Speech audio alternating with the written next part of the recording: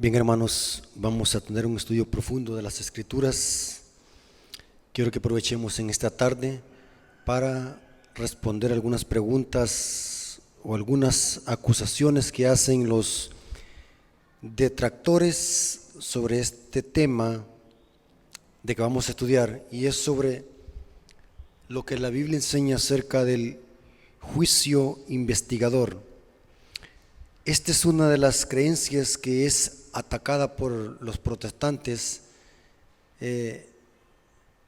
Hacen creer de que la iglesia adventista posee una doctrina falsa, y entre ellas está la creencia del juicio investigador o el juicio investigativo.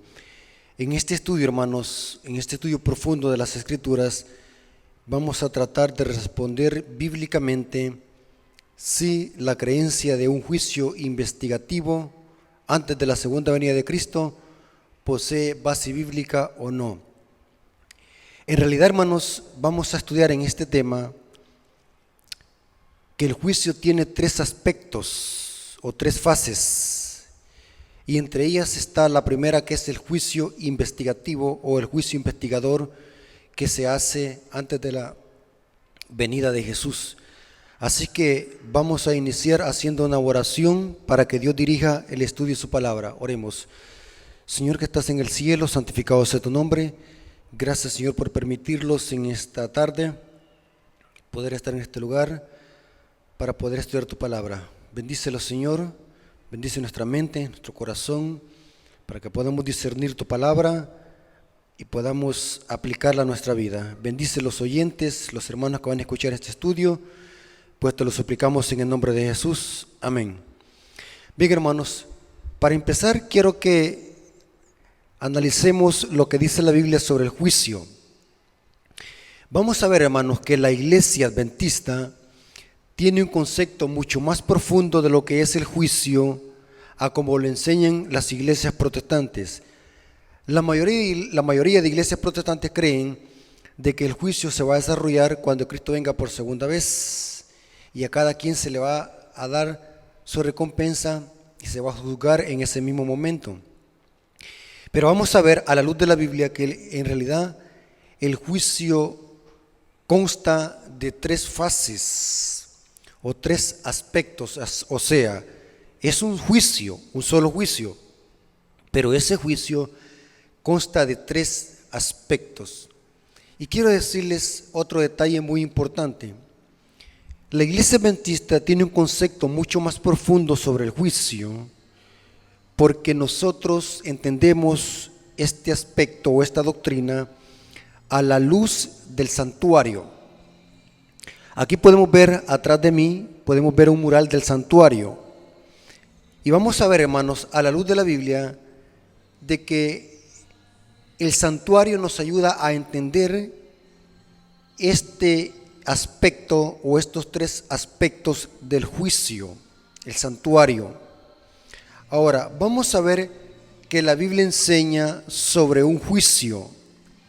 Romanos 2:16 dice: en el día en que Dios juzgará por Jesucristo los secretos de los hombres, conforme a mi evangelio. Noten que Pablo aquí dice que Dios establece un día en el que Él juzgará los secretos de los hombres.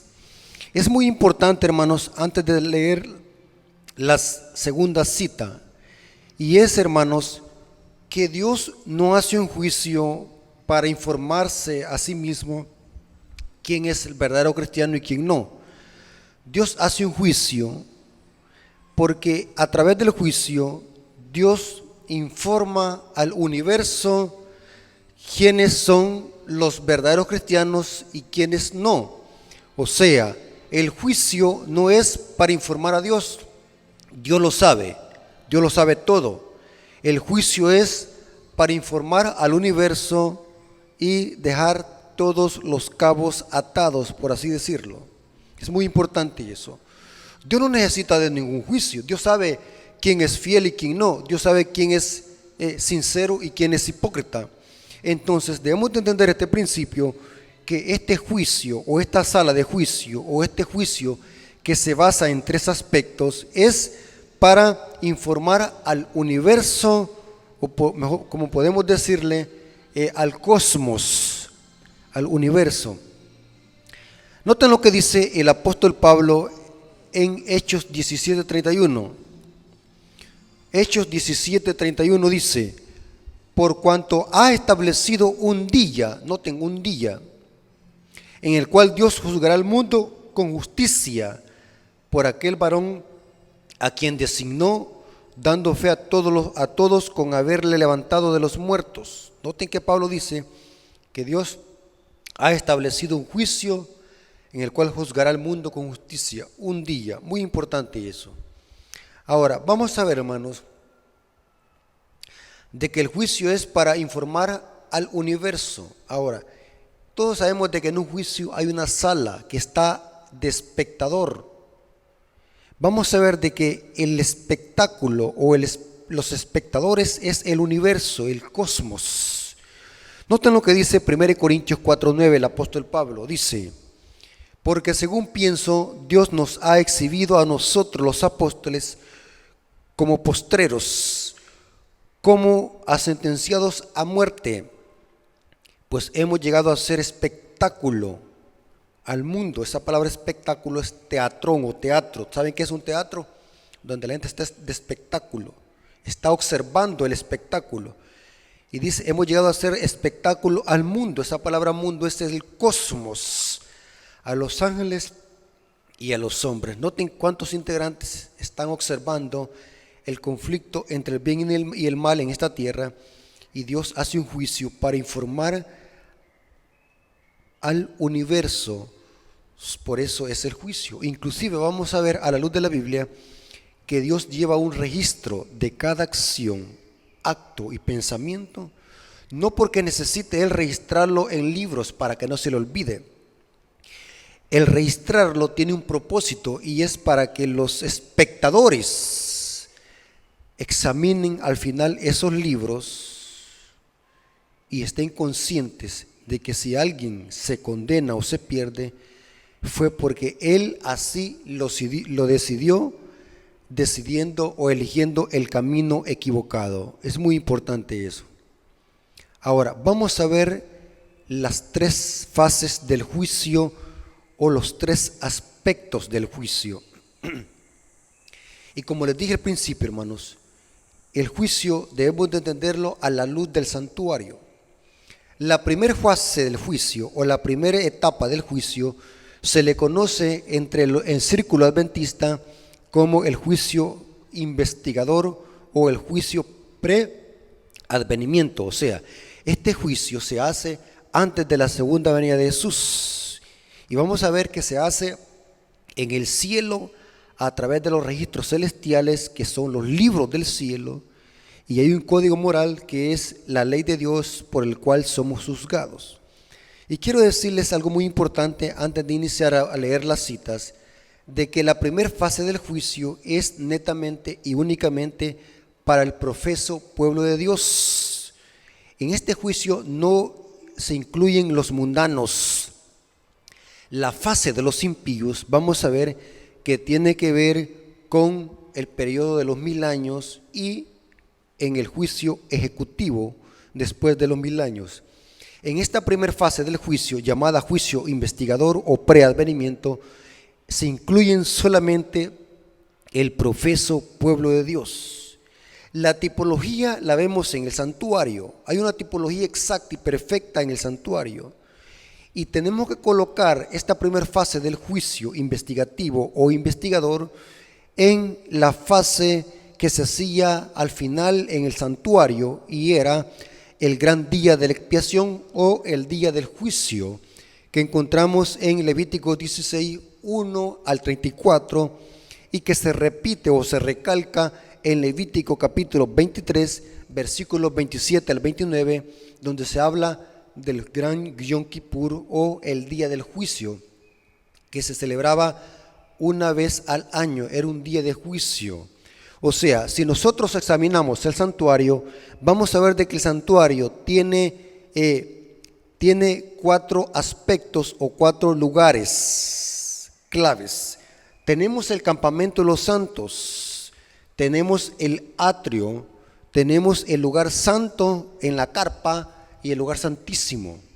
O sea, 4 lugares claves en el santuario, claves, que estos lugares representan una obra de Jesús en pro de la salvación del hombre.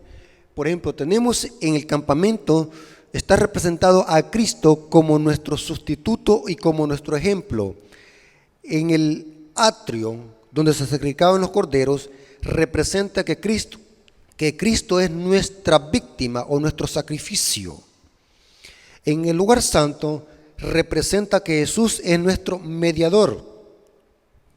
Noten que en cada aspecto del santuario se añade una función a la anterior. Cristo es nuestro ejemplo en el campamento, en el lugar, en el atrio, Cristo es nuestro sustituto, nuestro sacrificio. En el lugar santo, Cristo es nuestro mediador, y en el lugar santísimo se le añade la última fase, y es la obra de juicio. Cristo es nuestro juez. Y la salida del lugar santísimo, que esa tendría que ser la última fase, representa que Jesús es nuestro Rey de Reyes y Señor de Señores. Noten qué interesante. O sea, el juicio investigativo tenemos que colocarlo en el lugar santísimo, en el gran día de la expiación. Ahí vemos la tipología, tal como lo dice Levíticos 16. O sea, el santuario refleja en símbolos y tipos el plan de salvación a través de Cristo. Cristo camina en todo el santuario hasta salir del lugar santísimo, que eso representa la segunda venida de Jesús. Vamos ahora a leer los textos bíblicos donde la Biblia enseña de que antes de que Jesús venga por segunda vez habrá un juicio preadvenimiento. Noten qué interesante. Primer cita, Apocalipsis capítulo 14, versículos 6 y 7. Y vamos a ver que mientras se predica el evangelio, se hace un juicio celestial en el cielo.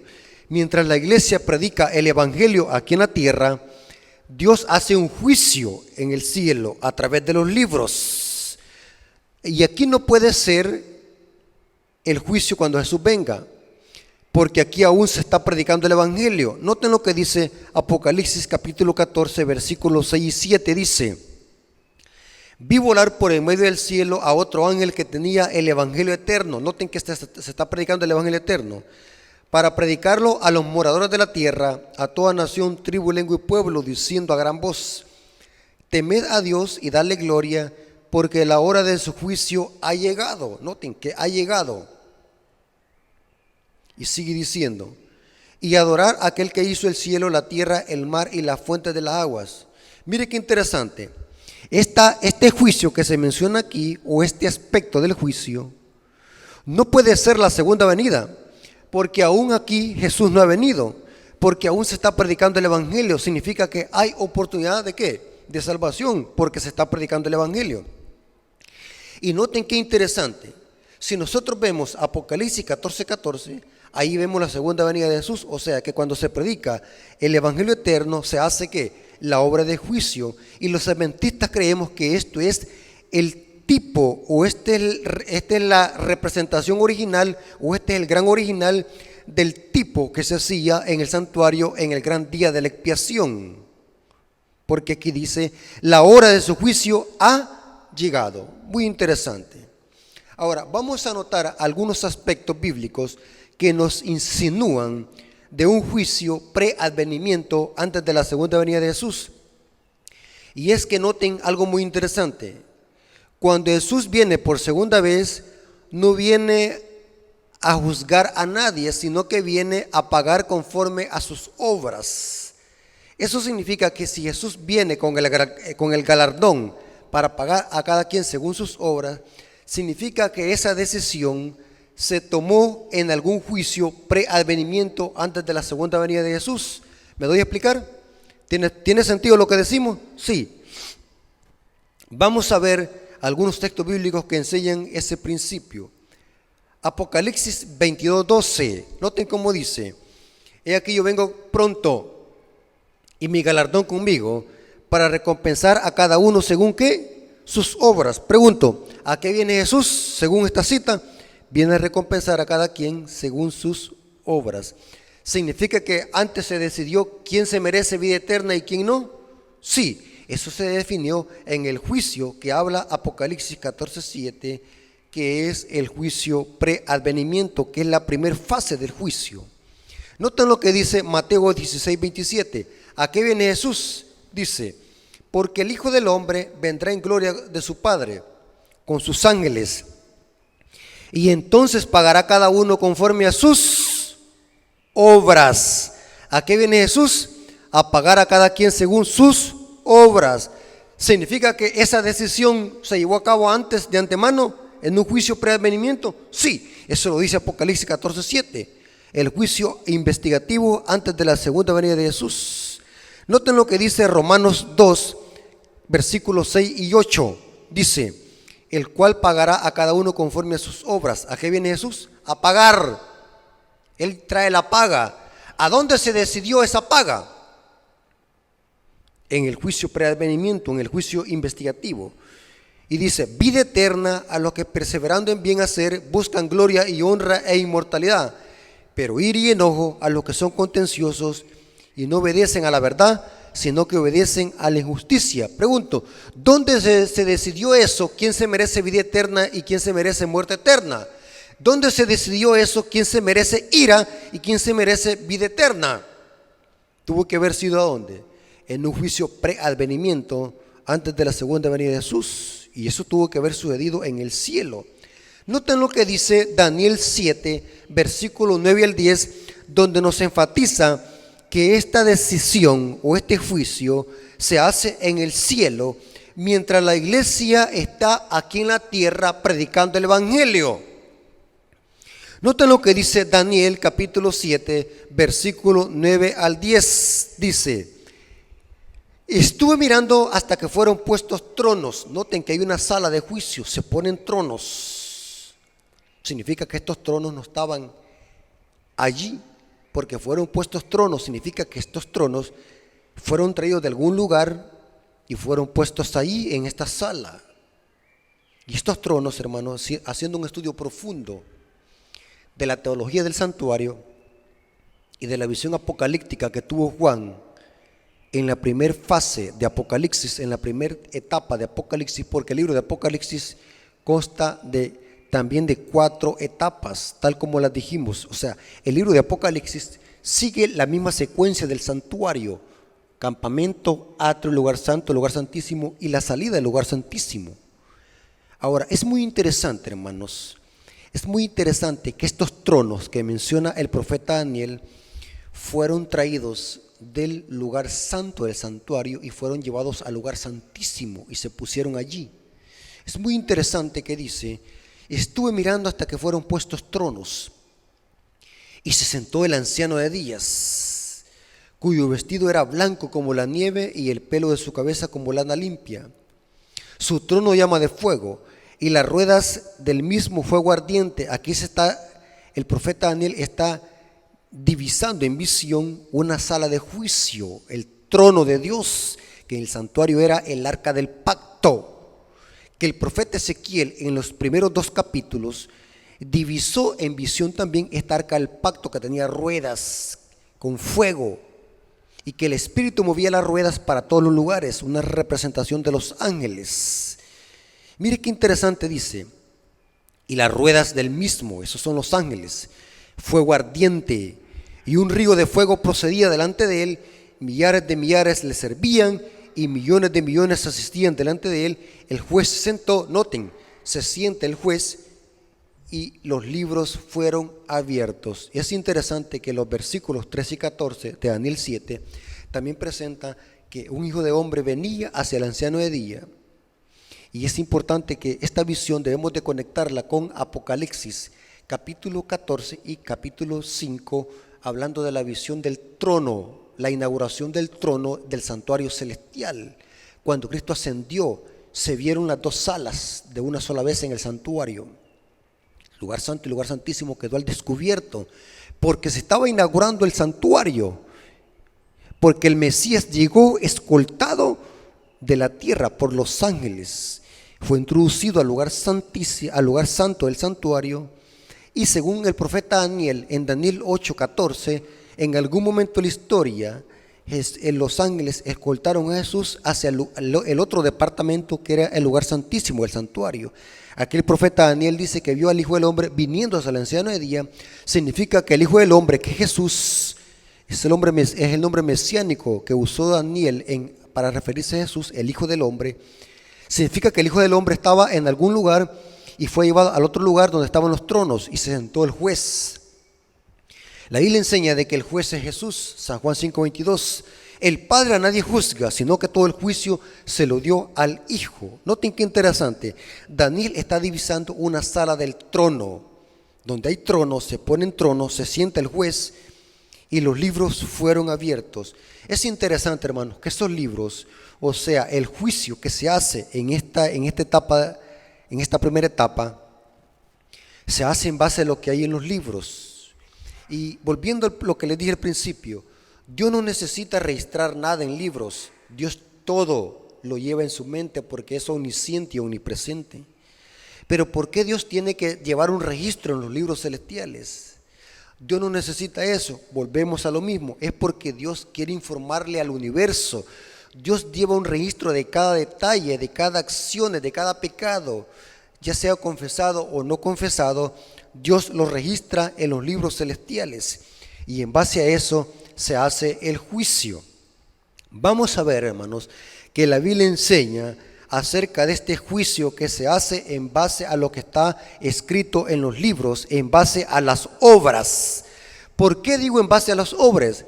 Porque Dios conoce el corazón, quiénes son los verdaderos cristianos y quiénes no. Pero yo puedo engañar aún hasta los ángeles. Yo puedo engañar aún hasta a mis hermanos de iglesia, al mundo, porque ellos no conocen mi corazón y no conocen mi mente. Entonces yo tengo que manifestar lo que yo profeso a través de mis obras, y el juicio se hace en base a las obras. Noten lo que dice Eclesiastés capítulo 12, versículo 13 al 14. El sabio Salomón dice: el fin de todo el discurso oído es este: teme a Dios y guarda sus mandamientos. Noten que el juicio se relaciona con los mandamientos. Porque este es todo el hombre.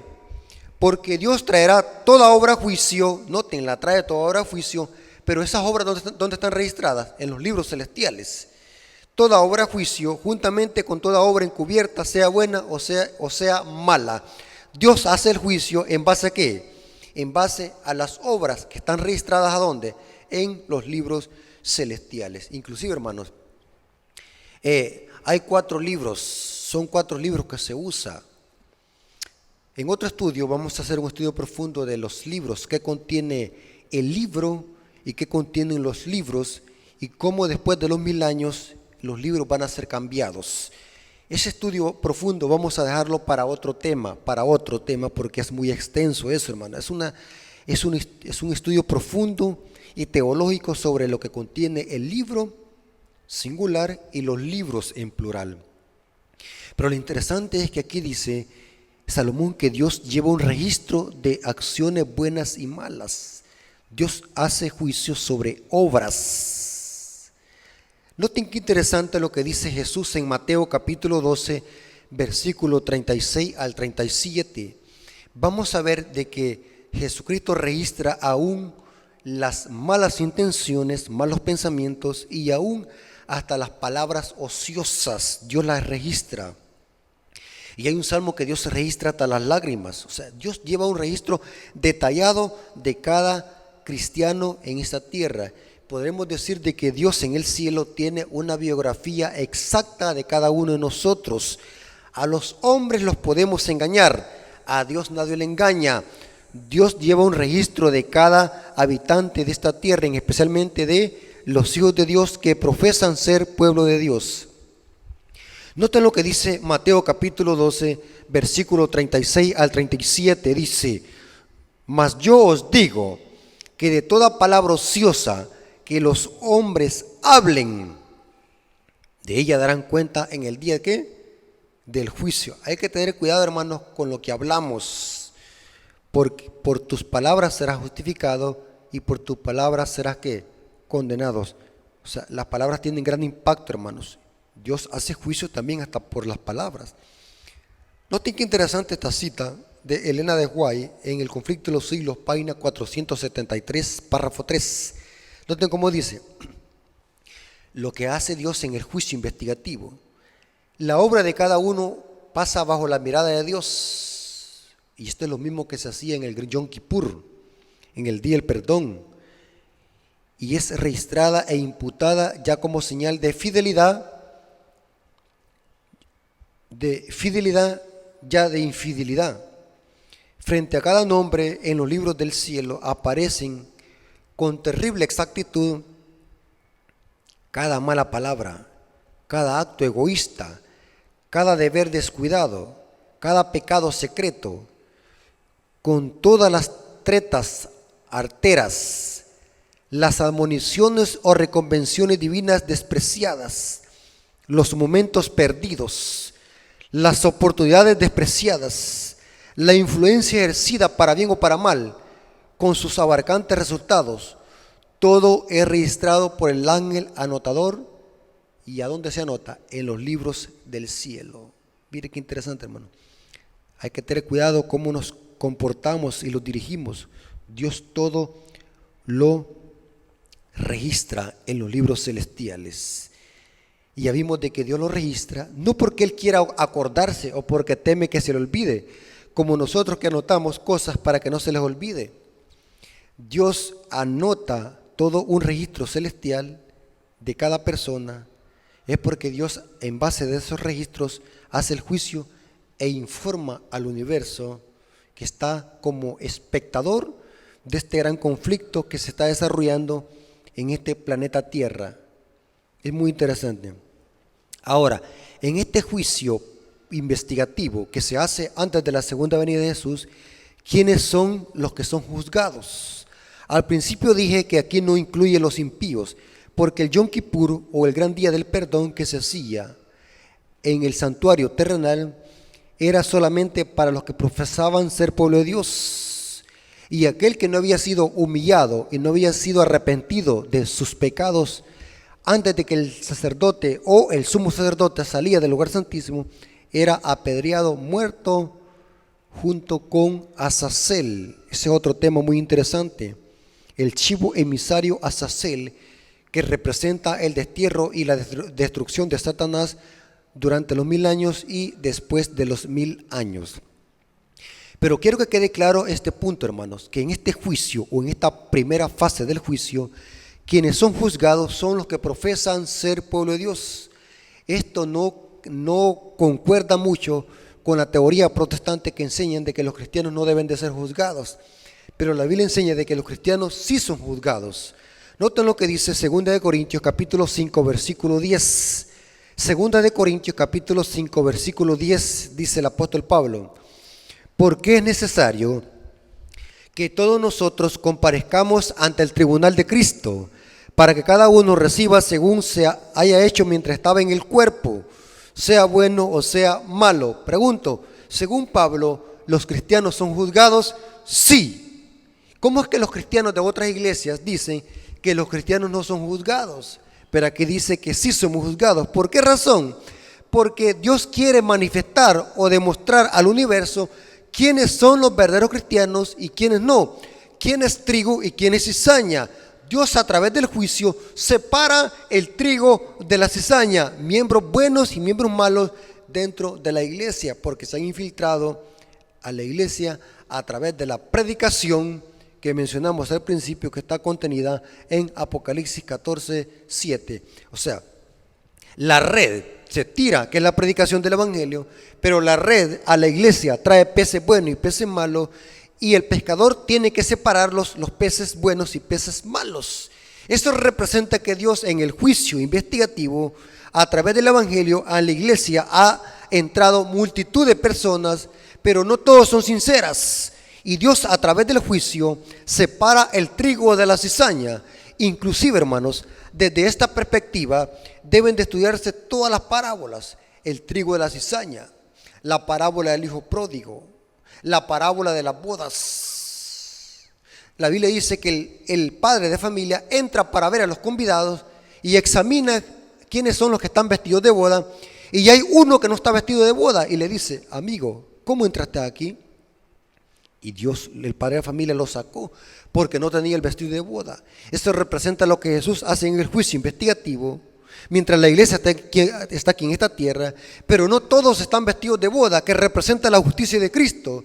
Eso significa que no todos los que son cristianos son verdaderamente cristianos. No todos los que están escritos en el libro de la iglesia están escritos en el libro de la vida del Cordero.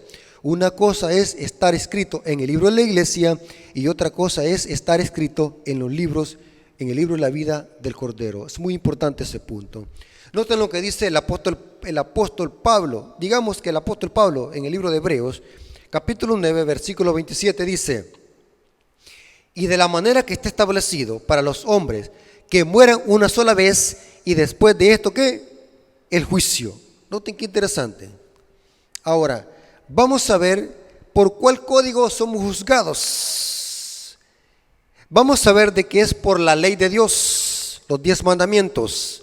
Santiago capítulo 2, versículo 12 al 13 dice Santiago: así hablad y así haced por los que habéis de ser juzgados por la ley de la libertad.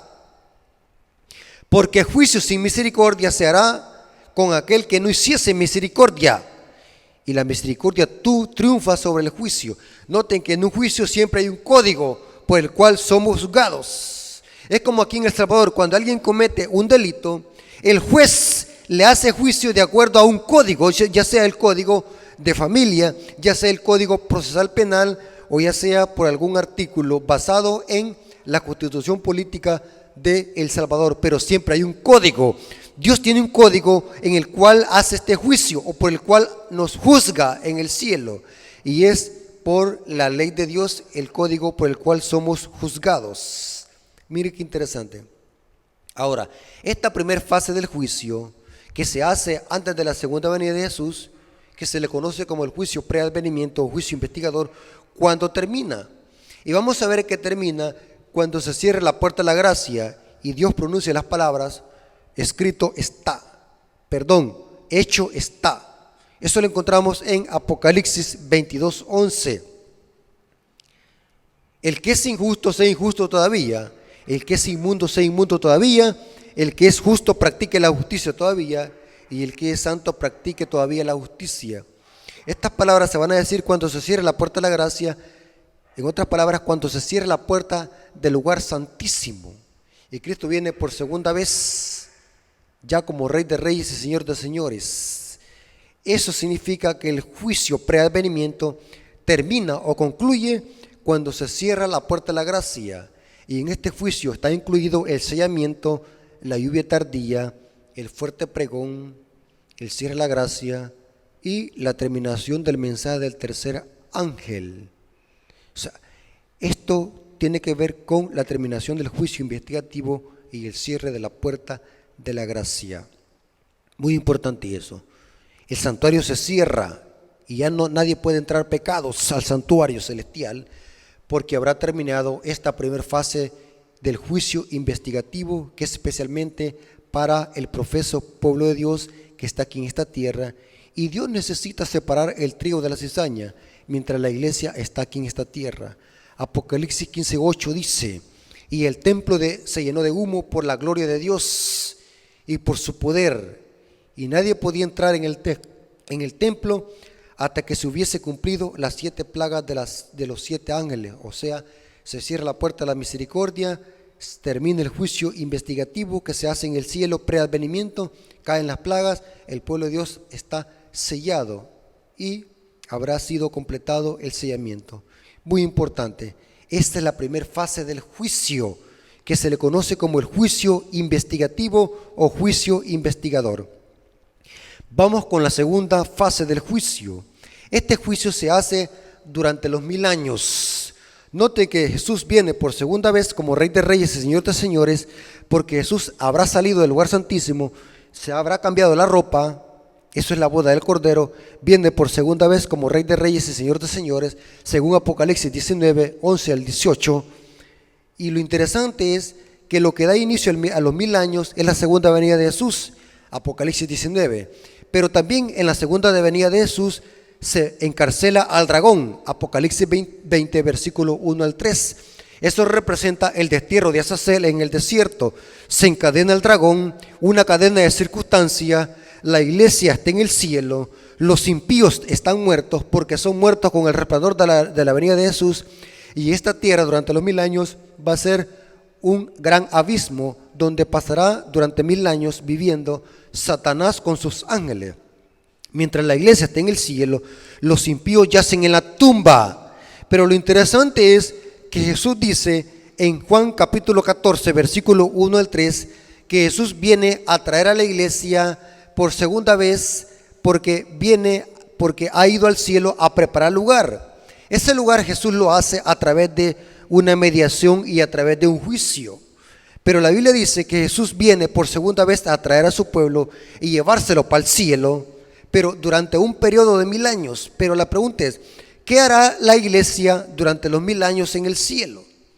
Y vamos a ver que la iglesia o a los redimidos se les va a dar el privilegio de examinar los registros celestiales y ver por qué persona no está allí con ellos en el cielo. Les voy a poner un ejemplo.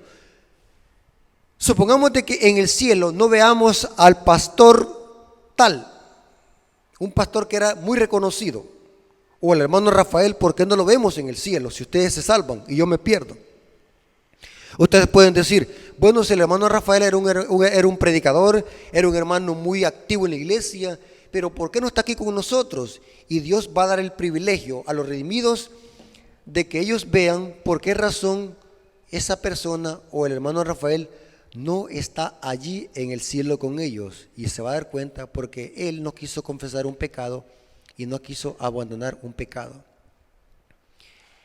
Y eso servirá para tranquilizar la conciencia de los redimidos. Si un padre no está allí, si hijos no están allí, a través de los registros celestiales los redimidos quedarán con plena conciencia de que Dios es justo y grandes son sus obras y maravillosas. Para eso son los registros celestiales. Los redimidos durante los 1000 años se les va a dar el privilegio de ver esos libros. Noten como dice Apocalipsis 24, y vi tronos y se sentaron. Noten que aquí hay otros tronos, pero estos tronos no son como los que están en Daniel 7, 9. Estos tronos son para ¿quiénes? Para los que van a juzgar, para los redimidos. Y vi tronos, y se sentaron sobre ellos los que recibieron facultad de juzgar. Noten, para juzgar. Y vi las almas de los decapitados por causa del testimonio de Jesús y por la palabra de Dios, los que no habían adorado a la bestia ni a su imagen, y que no recibieron la marca en su frente ni en sus manos, y vivieron y reinaron con Cristo 1000 años. Noten que a estos tronos se van a sentar los redimidos y van a examinar ¿qué? Los libros. Se les va a dar la facultad de juzgar esos o examinar esos libros. Y no solamente a los impíos van a juzgar, sino que también se les va a dar el privilegio de juzgar a los ángeles, porque Dios también lleva un registro de los ángeles y también los ángeles van a ser condenados. Y Dios necesita dejar los cabos bien atados, claro este asunto, de que los ángeles van a ser destruidos, los ángeles malos, y que sepan los redimidos y el universo por qué Dios va a destruirlos. Noten lo que dice 1 Corintios capítulo 6, versículo 1 al 3. 1 Corintios capítulo 6, versículo 1 al 3 dice el apóstol Pablo: ¿Osa alguno de vosotros, cuando tiene algo contra otro, ir a juicio delante de los injustos y no delante de los santos? ¿O no sabéis que los santos han de juzgar al mundo? Y el mundo ha de ser juzgado por vosotros. ¿Sois indignos de juzgar cosas muy pequeñas? ¿O no sabéis que hemos de juzgar a los ángeles? Aquí no está refiriéndose a los ángeles celestiales, sino que está refiriéndose Pablo a los ángeles caídos. ¿Cuánto más las cosas de esta vida? Mire qué interesante. Durante los 1000 años, el juicio durante los 1000 años, que es la segunda fase del juicio, los redimidos juzgan a los impíos en base a lo que está en los libros y a los ángeles caídos. ¡Qué privilegio! Esto lo enfatiza Daniel 7:22. Hasta que vino el anciano de días y se dio juicio a los santos del Altísimo. O sea, se dio juicio a favor de los santos del Altísimo, una mejor traducción. Y llegó el tiempo y los santos del Altísimo recibieron ¿qué? El reino. Se les dio potestad también de juzgar, como lo vimos en Apocalipsis 24 y lo que dice Pablo en 1 Corintios capítulo 6, versículo 1 al 3. ¿Notaron cómo esto lleva una secuencia a la luz del santuario? Muy interesante, hermanos, muy interesante. Yo me quedo impactado ver cómo la teología adventista cuadra perfectamente con el santuario. ¿Por qué muchas iglesias protestantes tienen un concepto errado sobre lo que es el juicio y sobre muchas doctrinas que la iglesia adventista predica? Es porque ellos rotundamente tienen velado este sistema del santuario. Si usted le pregunta por ejemplo, hace poco estuve preguntándole yo a un pastor de la Asamblea de Dios, que por aquí cerca tiene una iglesia, es amigo mío. Yo le hablaba, ¿qué opinaba del santuario? Él me dio una explicación muy superficial de lo que era el santuario terrenal, pero topó rotundamente cuando ya le dije yo o le hablé, o le dije que me explicara sobre qué hay del santuario celestial. ¿Usted cree, le dije yo al pastor de la Asamblea de Dios, usted cree que en el cielo hay un santuario idéntico a este, en el cielo, que está en todo el cielo, en todo el universo, y que Moisés hizo esta copia basado en la maqueta que Dios le mostró en el monte? ¿Usted cree que en el cielo hay un santuario? Y él se quedó como tutubiante, se quedó como algo tartamudo, porque no pudo dar razón, porque la iglesia adventista, hermano, por eso es que tiene una teología profunda, porque todas las profecías y todas las doctrinas las entiende a la luz del santuario. O sea, este simbolismo nos refleja con lujo de detalles el plan de salvación a través de nuestro Señor Jesucristo. Note lo que dice la sierva del Señor en el libro La verdad sobre los ángeles, página 292, párrafo 1. Durante los 1000 años que transcurrirán entre la primera y segunda resurrección, se realizará el juicio de los malos. Noten que en el juicio investigador, ¿quiénes son juzgados? El profeso pueblo de Dios. Pedro dice, es necesario que el juicio empiece por la casa de Dios. Esa es la primera fase del juicio, la primera fase. Pero ante los 1000 años, los que son juzgados son los malos, los impíos. Se realizará el juicio de los malos. Daniel declara que cuando vino el anciano de días, se dio juicio a los santos del Altísimo. Daniel 7:22. Durante ese tiempo, los justos reinarán como reyes y sacerdotes delante de Dios. Eso es una referencia a Apocalipsis 24. Y sigue diciendo, Juan en Apocalipsis dice, vi tronos y se sentaron sobre ellos los que recibieron facultad de juzgar. Es una referencia a Apocalipsis 24. Serán sacerdotes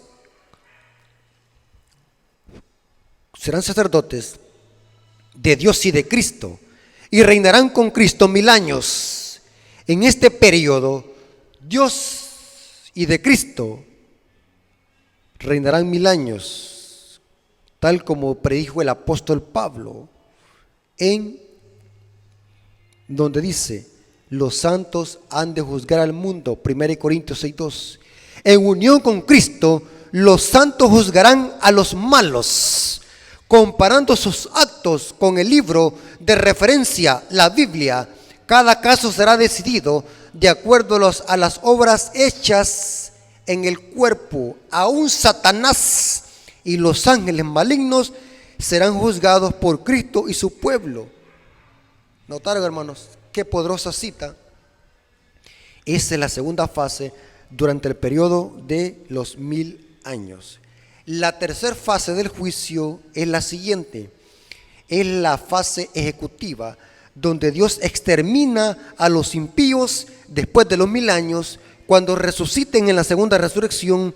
Pero Dios va a darles ahora a los impíos el privilegio de que ellos mismos examinen sus propios registros antes de que sean destruidos. Mire qué interesante. Noten, en la primera fase del juicio investigativo, quien examina los libros son Cristo y los ángeles, que se hace el juicio en base a lo que está en los libros.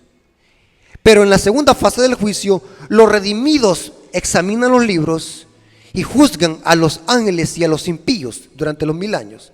En la tercera fase del juicio, que se hace después de los 1000 años, que es el juicio ejecutivo, después de que los impíos resucitan, ahora los impíos ven sus propios registros, y se dan cuenta que Dios es justo y que si los destruye con fuego y azufre es porque Dios es justo.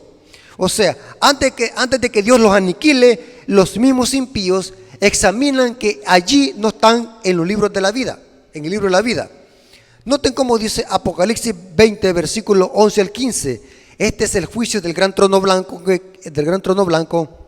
que se hace después de los 1000 años. Esta es la tercera fase del juicio, o el juicio ejecutivo, donde los impíos ven sus propios registros. Dice: y vi un gran trono blanco y el que estaba sentado en él, de delante del cual huyeron la tierra y el cielo, y ningún lugar se encontró para ellos. Y vi a los muertos grandes y pequeños de pie ante Dios.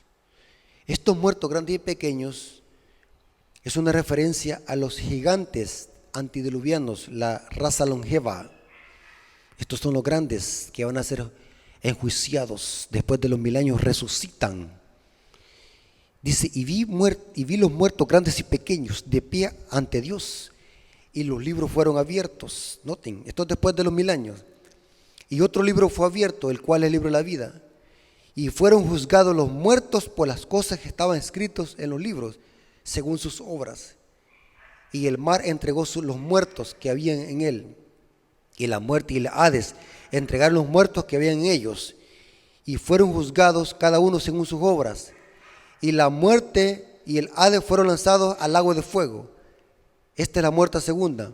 Ahora, noten qué interesante el versículo 15. Y el que no se halló, él no se halló.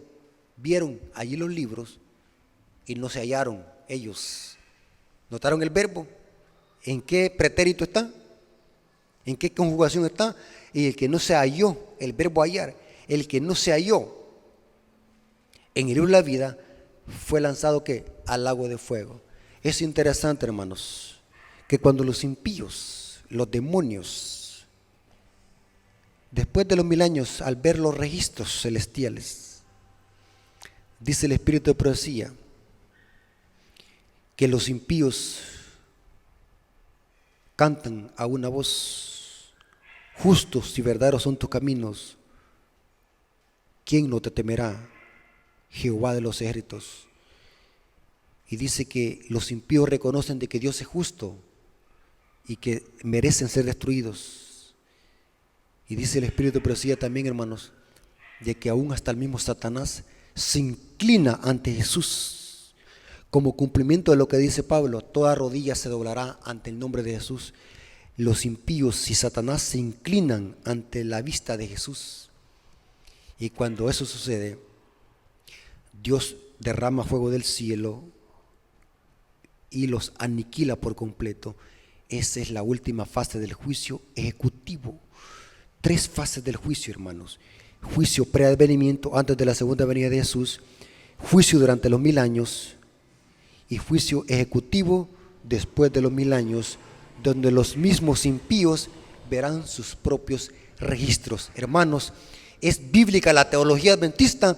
Entonces, hermanos, esta es una muestra para poderles explicar a los protestantes que están confundidos de que la doctrina del juicio investigador es una doctrina 100% bíblica y que se debe de entender a la luz del santuario. Hermanos, hasta aquí llegamos con el estudio, y que la honra y la gloria sea para nuestro Dios. Dios les bendiga. Vamos a terminar con una oración. Señor, gracias por tu palabra. Gracias porque nos permitiste estudiar a profundidad este tema. Gracias porque conocimos de que el juicio tiene 3 aspectos y que en este momento estamos viviendo bajo el gran Yom Kippur, el gran día de la expiación, tipo del juicio investigador que se está desarrollando en este momento en el cielo y que terminará un poco antes de tu venida. Gracias, Señor, porque nos permites ser hijos tuyos y tener este privilegio de conocer estas grandes verdades que tú has entregado al pueblo adventista. Gracias por este privilegio, te lo agradecemos en el nombre de Jesús. Amén. Dios les bendiga, hermanos.